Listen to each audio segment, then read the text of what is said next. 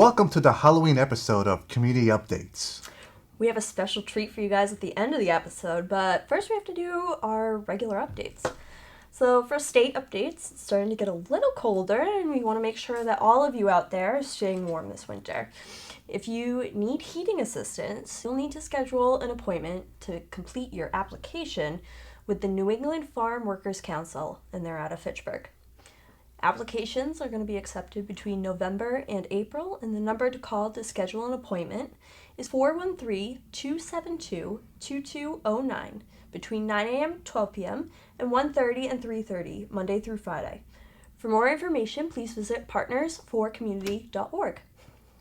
And speaking of heating assistance, the Lancaster 4-H Club is holding a fundraiser for oral heat for seniors. They are accepting monetary donations 3 different ways until December 1st through their GoFundMe page, check by mail, or cash, or check in person. We'll leave the slide up on the screen for a little bit for you to write down the addresses, since they are a bit lengthy. If you have any questions or need more information, please contact Lancaster 4-H at comcast.net. Recently, their Memorial Library reopened. They do have a new set of protocols in place though. Let's head over there and hear. Hi everybody, I'm Maren Caulfield. I'm the Youth Services Librarian here at Thayer Memorial Library in Lancaster, and we're excited to start welcoming you back by appointment. We have a lot of changes at the library, so we want to make sure that you kind of are aware of what to expect when you come in, when you make your appointments. Things have moved around. The library might not look the same way that you remember it looking, so we just want to make sure that you know what to expect. Some of the main changes that we've made are masks are required. So when you come to the library, once you make your appointment, either by calling or visiting our website, we will make sure that you are wearing your mask before you can enter the building. We've also put down a lot of signs and changed the flow of the building so that everybody's moving in one direction and that we're making sure people are keeping their distance, maintaining 6 feet of distance. We're also asking when you enter to use the hand sanitizer that's at the front door and make sure to maintain good hand hygiene. You'll see that I'm wearing my gloves here. We try to make sure that we're limiting as much transmission as possible.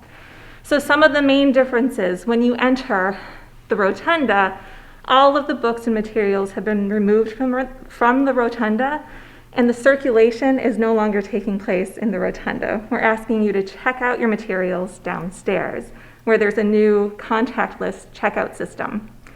We've also moved some of our materials around, so that'll be a little different for you. Our new books are back where fiction used to be. Some of the things have changed around in the children's room. Graphic novels have moved upstairs, and some of the CDs and DVDs have moved around. But the flow that you'll see will make sense once you're here, and we'll be here to answer any questions that you have. When you enter, we're asking those of you who can to enter through the front and exit downstairs through the back. You'll also see a lot of signs on the floor, arrows showing where you should follow to go around the building. So we're asking that you please maintain the direction of the arrows.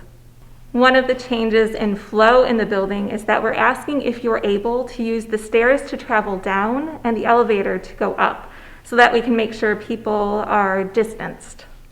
When we open, our public computer stations will not be available, but that use will be phased in over time. Our bathrooms are still available to you, and they will be cleaned regularly so that they are safe. There are 2 on the main floor, 1 in the children's room, and 2 downstairs. When you arrive for your appointment, just be sure that you know that we'll be closing at 1:45 every hour to clean down all the surfaces in the bathrooms to make sure that everything stays safe for our next visitors as well.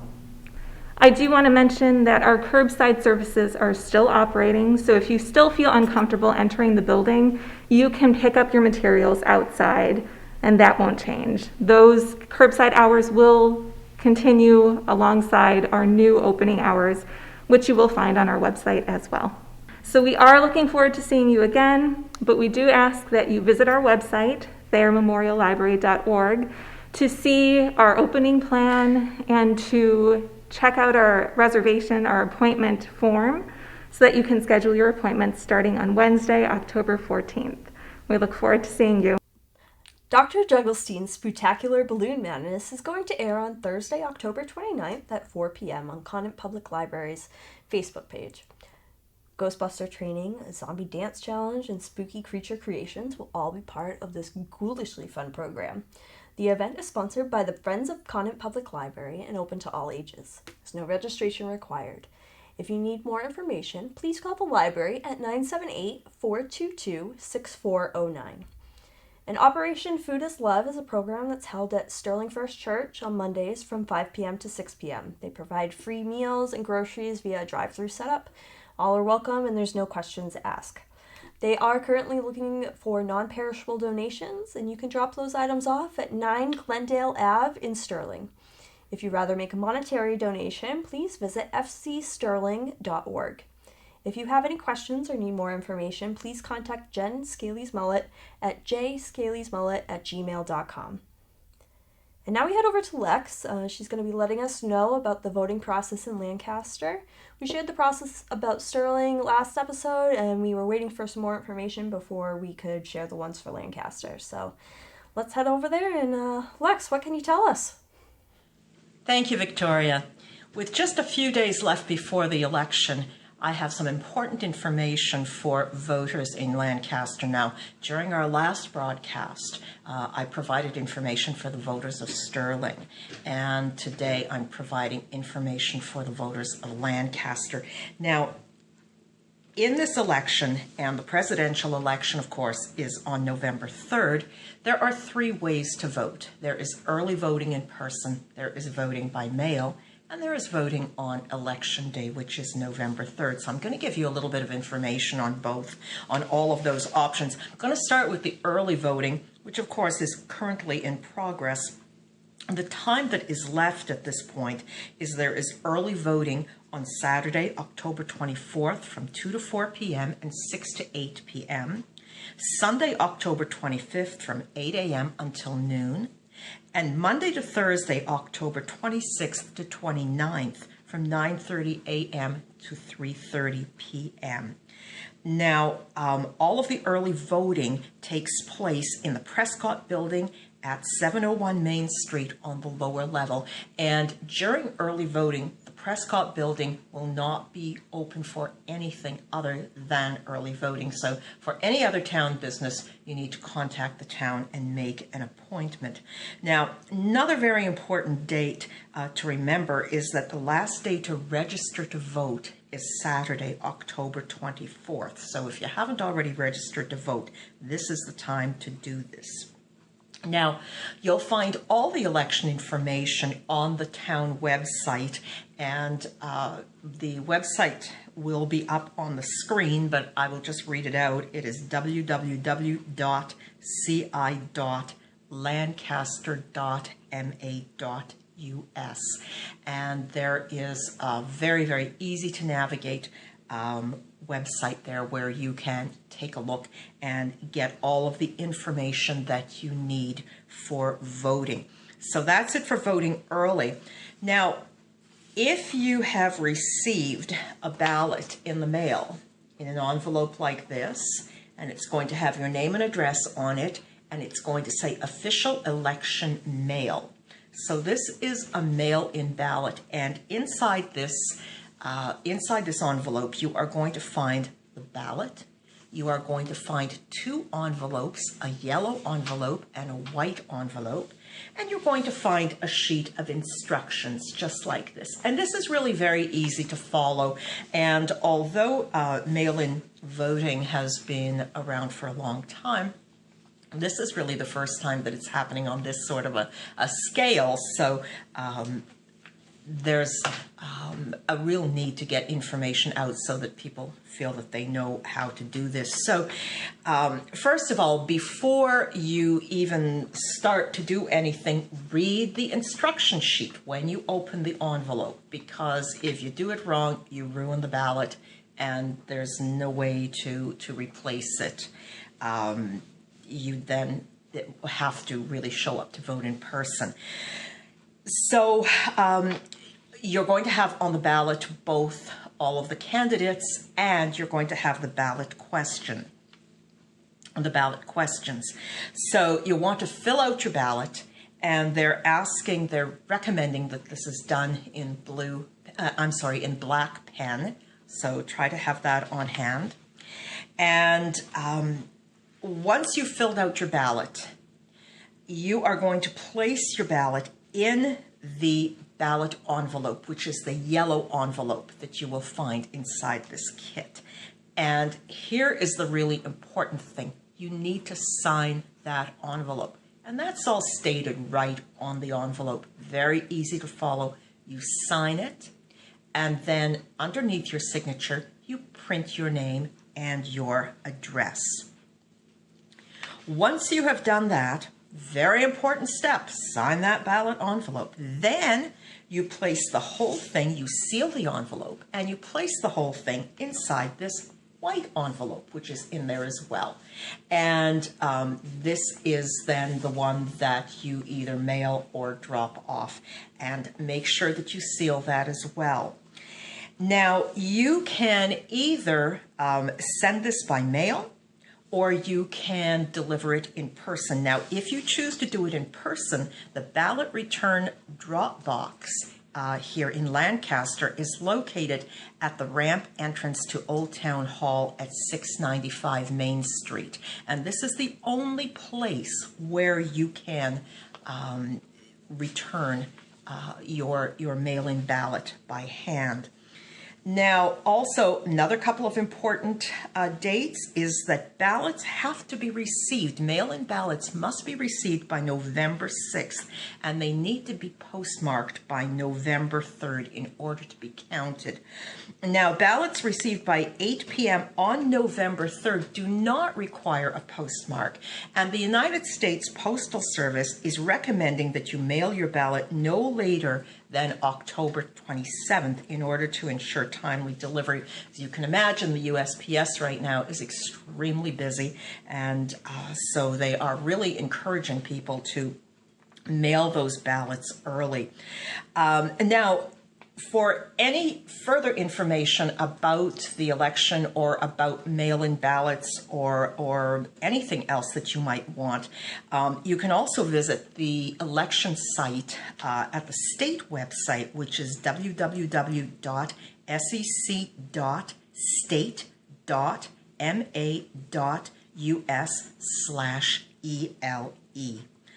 And you can find the election information there as well as on the town website. Now, of course, you can always contact the town clerk's office, but I need to tell you right now that the town clerk's office is really throughout the state, and I'm sure throughout the country, extremely busy. So it's going to probably be faster for you to try to find information online, and basically most of the information that you need should really be there, if not all of it. Now, you can also track your ballot at www.trackmyballotma.com. And Track My Ballot MA is all just one word. And you'll be able to make sure that your ballot is received and that it's in process. And finally, you can, of course, vote in person. And Election Day is Tuesday, November 3rd. The poll site in Lancaster is at Old Town Hall Auditorium at 695 Main Street, and that will be open from 7 a.m. until 8 p.m. So lots and lots of ways to vote. Always important to vote in an election. Make sure that your voice is heard, and lots of places to find information. And happy voting. And now back to you in the studio. Thank you, Lex, for that helpful information about Lancaster voting. On my bookshelf this week is Under the Black Flag, The Romance and the Reality of Life Among the Pirates by David Cordingly. Why am I recommending a history book instead of a scary book for Halloween? Well, if you are studying history and you are not horrified by what you read, you aren't studying history correctly.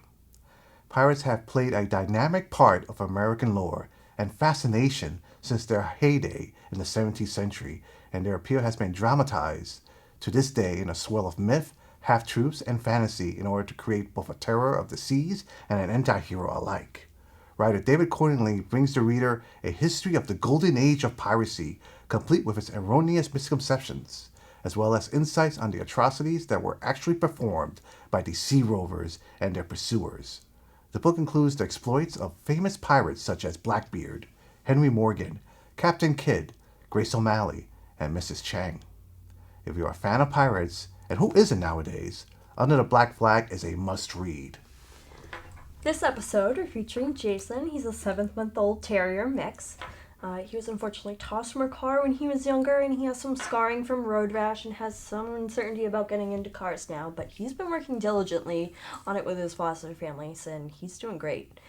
He also is still a puppy, so he'll need someone who can train him for house training and on leash, but he's a quick learner. He already knows sit and lay down. He loves dogs, and he does well with cats too. Jason's a happy and high-energy pup who will do well in a home with older children and adults. If you're interested in Jason, please visit sterlingshelter.org to fill out an application. With Halloween around the corner, Emmanuel and I thought it would be cool to share some of our special effects knowledge from working in film and television. So we're going to teach you how to make some fake blood for Halloween. To the lair! Welcome to the SLCT lab. We're going to teach you how to make some fake blood today. Very important, make sure you're wearing gloves. You will get this stained everywhere. However, this recipe is actually washable. It will wash out of clothes. I've washed it out of a wedding dress before, so it will work. Promise. As long as you wash it a lot and soak it. So, for this, Emmanuel, we are going to need some light corn syrup. Thank you. So, we get some clear corn syrup. We need it to be a little thick, just because that's kind of the consistency of blood. We're going to pour some of that in. We're going to need some cocoa powder. Cocoa powder. We got some cocoa powder. This, similar to red velvet cake, makes a red color when it's mixed in. So we're just going to put a little bit of that. Go back. We're going to need some blue dishwashing soap. Blue dishwashing soap. Thank you. So this helps helps your blood look a little more realistic because all blood has a little blue undertone. And we're gonna need some water, please. Water. This is special SLCT water. It's warmed up a little bit. It helps the corn syrup get a little looser. Just gonna put some in for now and mix that up. You want it to be a little runny, but not super runny. You should get a little bit of a brown mixture like this. That's kind of the base of it. And then we need some red food coloring. Red food coloring. This is the non-edible version, obviously, because it has soap in it, but the soap helps it wash out.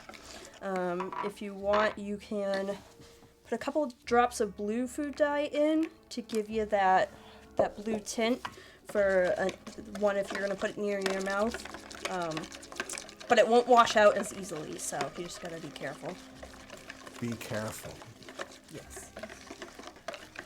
And we got some blood for you guys. So I store these normally I store it in the corn syrup container that it comes in. It's just a little bit easier. If it looks a little too watery, just add some more corn syrup. If it's looking a little too brown, add some more red dye. If it's looking just a little too red, because I hate when you get fake blood and it's just so red.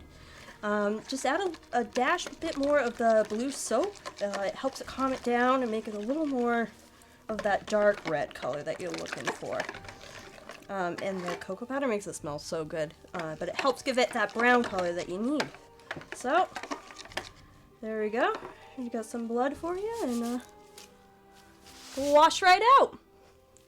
So, if you guys have any questions about special effects things or anything like that, we're here to help at SLCT. You can contact us. That's all we have for community updates, so we'll see you next time.